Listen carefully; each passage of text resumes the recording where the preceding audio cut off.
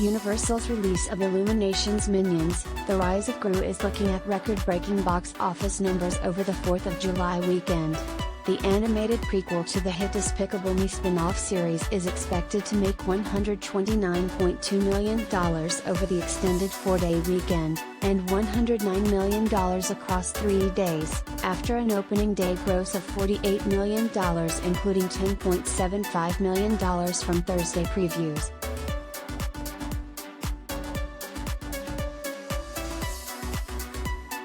By comparison, the first Minions movie made $115 million in its 3-day opening, which Rise of Gru could better once the dust settles on the weekend.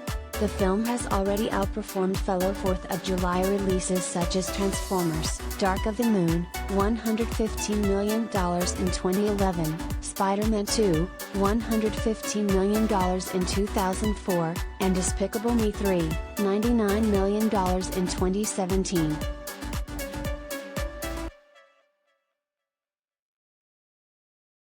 Collider video of the day.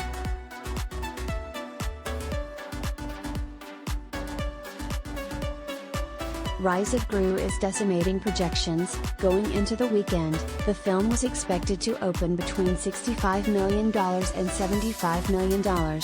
In fact, this is the biggest opening for an animated feature since 2019's Frozen 2, which suggests that audiences for children's films are finally confident about returning to theaters following encouraging performances by Sing 2, Sonic the Hedgehog 2, and The Bad Guys.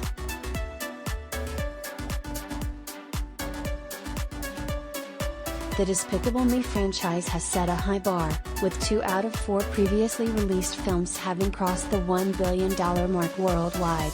Rise of Gru is looking at a global opening of around $202 million, which should send it well on its way to attaining similar success.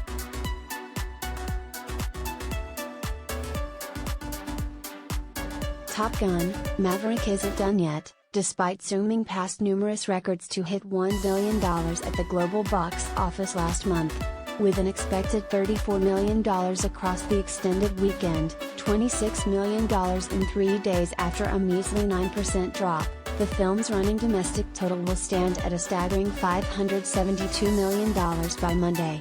The euphoric Maverick is an obvious choice for the holiday weekend, and a domestic finish of over $600 million looks totally possible as it prepares to land on the Paramount Plus streaming app.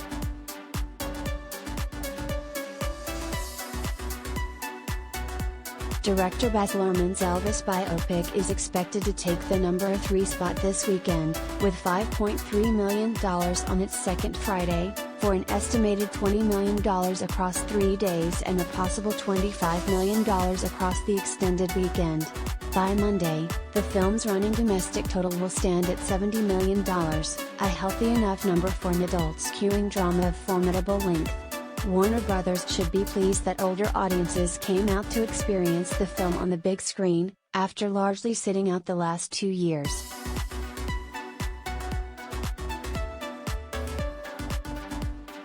Universal's Jurassic World Dominion is expected to take the 4th spot, pushing its running domestic total to $336 million after falling 39% from the last weekend. And a third Universal film will close out the top 5. Blumhouse's horror offering The Black Phone is expected to add $11.9 million across its second weekend, registering a relatively low, for a horror film 50% drop. This will take director Scott Derrickson's well-reviewed film to over $50 million domestically.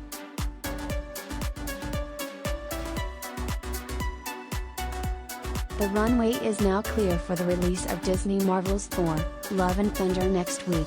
The film is opening early in a handful of international territories, so stay tuned to Collider for more updates.